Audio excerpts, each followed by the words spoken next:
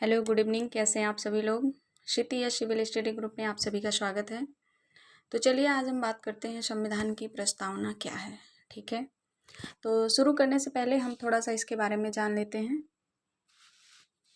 तो हम बात कर रहे हैं कि संविधान सभा में जवाहरलाल नेहरू ने 13 दिसंबर 1946 को एक उद्देशिका पेश की थी, जिसमें बताया गया था कि किस प्रकार का संविधान तैयार किया जाना चाहिए।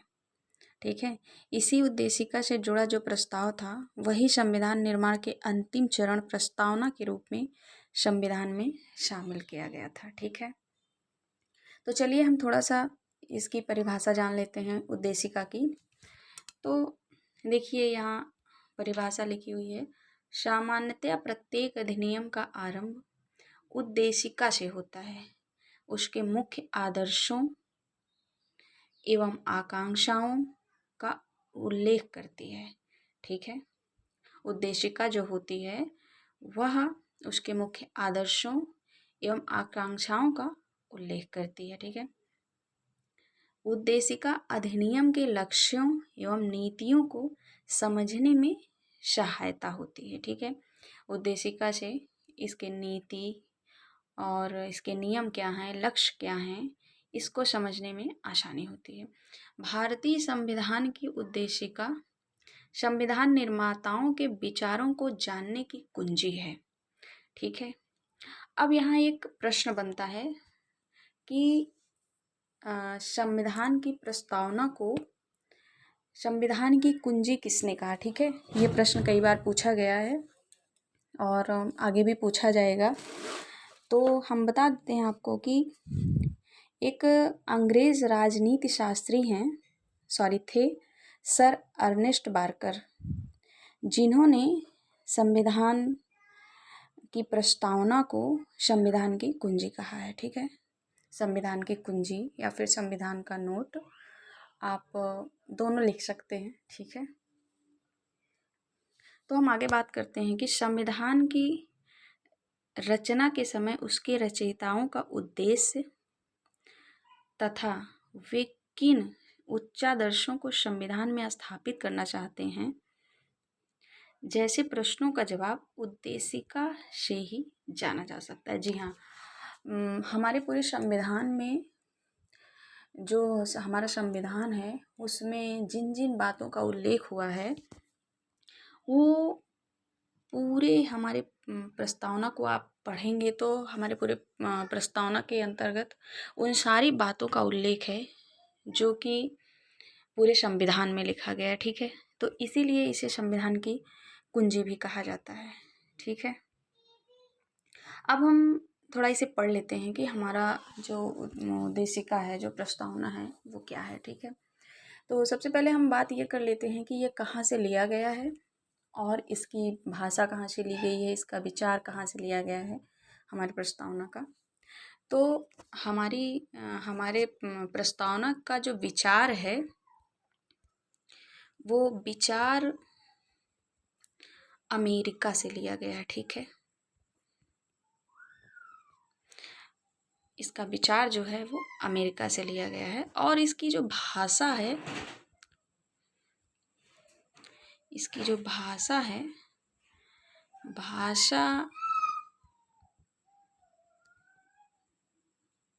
भाषा ली गई है ऑस्ट्रेलिया से। ठीक है, भाषा ली गई है ऑस्ट्रेलिया से। ठीक है, ऑस्ट्रेलिया। तो अब हम थोड़ा इसे पढ़ लेते हैं।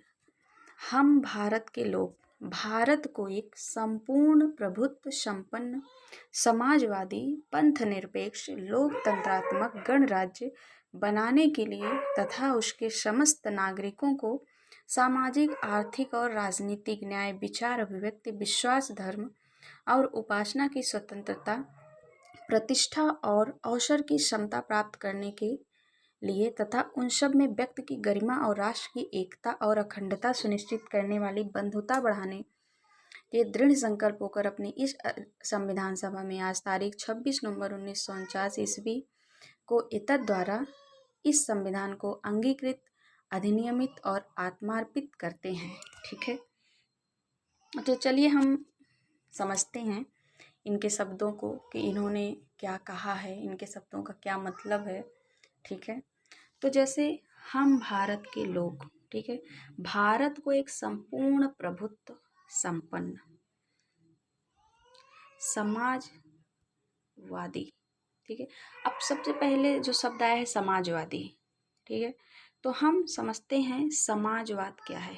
ये समाजवादी जो है वो इन्होंने क्यों लिखा है, समाजवादी का अर्थ क्या है। ठीक है, तो समाजवाद का मतलब है, इनके समाजवाद का जो लक्ष्य है वो लक्ष्य था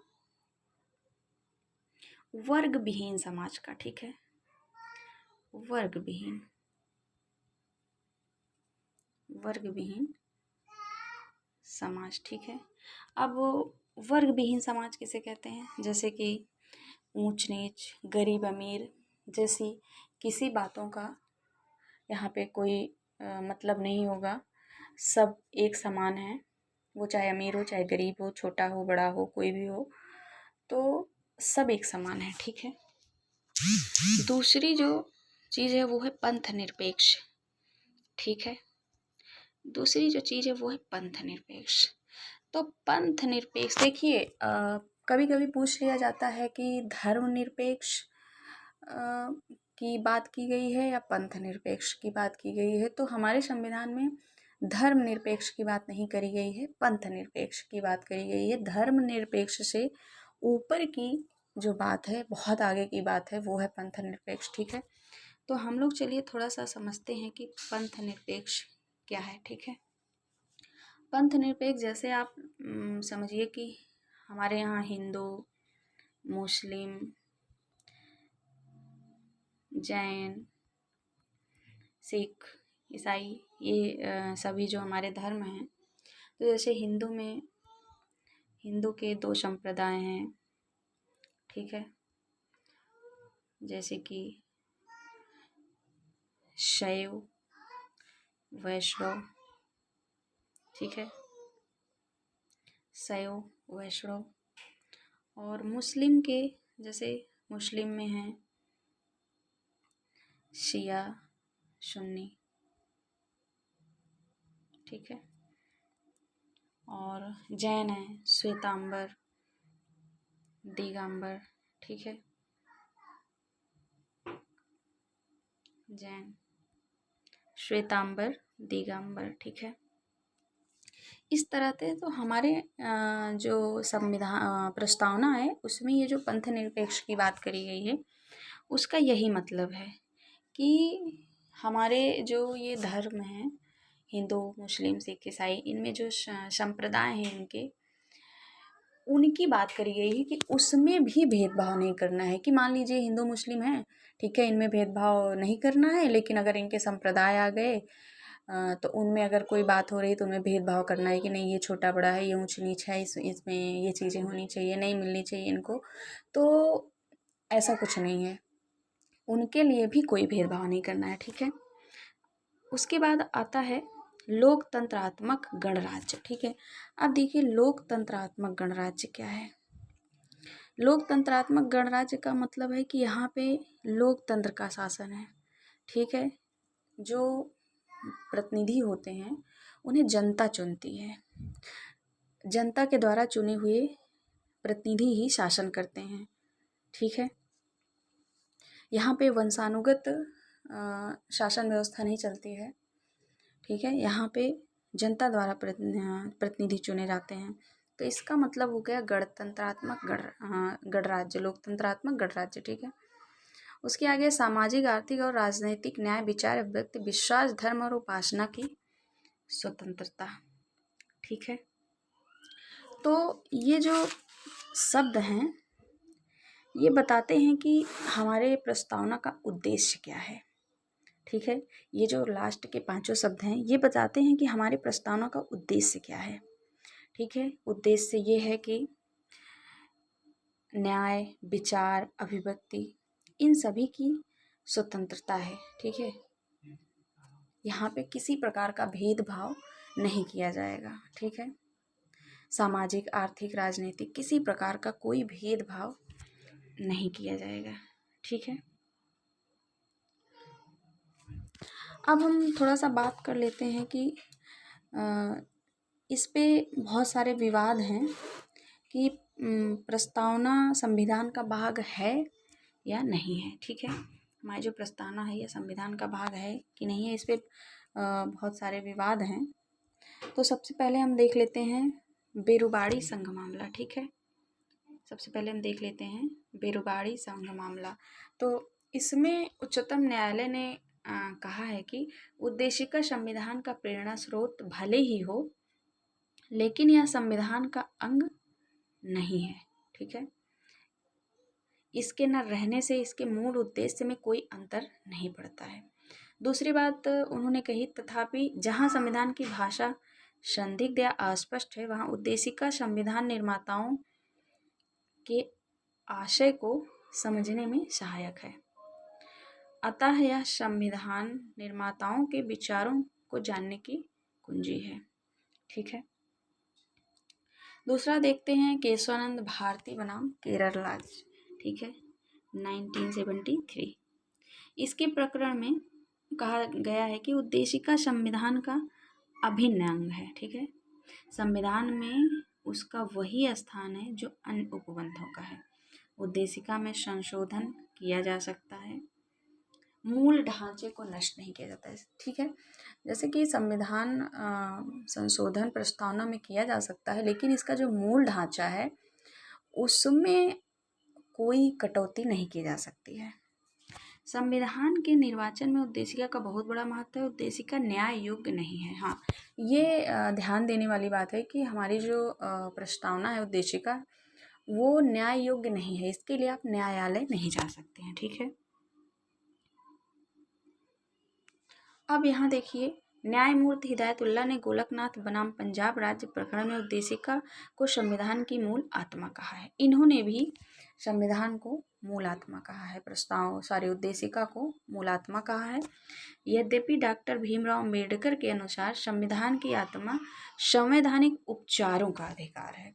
अब यहाँ पे ये देखिए, हिदायतुल्लाह ने भी उद्देशिका को संविधान की आत्मा कहा है। और जो प्रश्न ज़्यादातर आता है इसके बारे में कि प्रस्तावना को संविधान की मूल आत्मा किसने कहा, तो ज़्यादातर जो प्रश्न आते हैं वो ठाकुरदास भार्गव से आते हैं। ठाकुरदास भार्गव ने भी उद्देशिका को संविधान की आत्मा कहा है। ठीक है, लेकिन डॉक्टर भीमराव अंबेडकर जी अनुच्छेद 32 को संविधान की आत्मा कहते हैं। अनुच्छेद 32 है संवैधानिक उपचारों का अधिकार। ठीक है, अब देखिए, पुनः के एम मुंशी ने उद्देशिका को राजनीति जन्मपत्री कहा है। सुभाष कश्यप ने उद्देशिका के महत्व को रेखांकित करते हुए, संविधान शरीर है तो उद्देशिका उसकी आत्मा है, उद्देशिका आधारशिला है तो संविधान उस पर खड़ी अट्टालिका है। ठीक है, ये कहा है सुभाष कश्यप जी ने।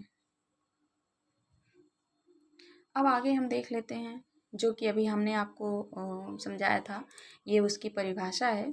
ठीक है, कि हम भारत के लोग, इसका क्या अर्थ होता है।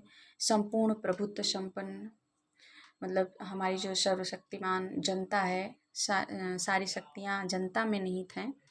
ठीक है, और इसमें आंतरिक हो या बाह्य हो, किसी रूप में कहीं भी बाहरी शक्तियाँ इसमें नहीं कोई हस्तक्षेप कर सकती हैं। ठीक है, और समाजवादी जो कि हमने आपको अभी समझा दिया था, पंथ निरपेक्ष भी हमने आपको समझा दिया था, लोकतंत्र भी हमने आपको समझा दिया था, गणराज्य भी हमने आपको समझा दिया था। भारत एक गणराज्य है। ठीक है, इससे तात्पर्य है भारत का राष्ट्राध्यक्ष निर्वाचित होगा, ना कि वंशानुगत होगा। ठीक है, किसी नागरिक को किसी भी लोक पद हेतु निर्वाचित होने पर कोई प्रतिबंध नहीं है। इंग्लैंड में लोकतंत्र के साथ राजतंत्र को अपनाया गया है, ना कि गणतंत्र को। ठीक है, कभी कभी ये तुलना करके प्रश्न पूछ लिया जाता है, तो आप लोग इसको ध्यान रखिएगा कि इंग्लैंड में लोकतंत्र के साथ राजतंत्र को भी अपनाया गया है, ना कि गणतंत्र को। ठीक है। अब यहाँ देखिए न्याय, स्वतंत्रता, समानता। तो न्याय सामाजिक, आर्थिक, राजनीतिक होते हैं। स्वतंत्रता 5 प्रकार की होती है। ठीक है। अब इसमें देख लेते हैं कि उसका डेट है कि कब अधिनियमित करने का जो वर्णन किया गया कि अनुसार संविधान को 26 नवंबर 1949 को अंगीकृत तथा नियमित करके राष्ट्र को समर्पित किया गया। ठीक है। इसीलिए 26 नवंबर को विधि दिवस के रूप में मनाया जाता है। 26 नवंबर को विधि दिवस के रूप में मनाया जाता है। प्रस्तावना का उपयोग संविधान के अस्पष्ट उपबंधों के निर्वाचन में किया जा सकता है, किंतु यह संविधान के अस्पष्ट प्रावधान को रद्द नहीं कर सकता है और न ही न्यायालय द्वारा प्रवर्तित कराई जा सकती है। इसका संशोधन किया जा सकता है, किंतु उस भाग का नहीं जो संविधान का आधारभूत ढांचा है। ठीक है। अब यहाँ पे देख लेते हैं संविधान हमारे प्रस्तावना में केवल एक बार संशोधन किया गया है। ठीक है। 42वां संविधान संशोधन 1976। ठीक है। 42वां संशोधन 1976। ठीक है। केवल एक बार हमारे प्रस्तावना में संशोधन किया गया है। ठीक है।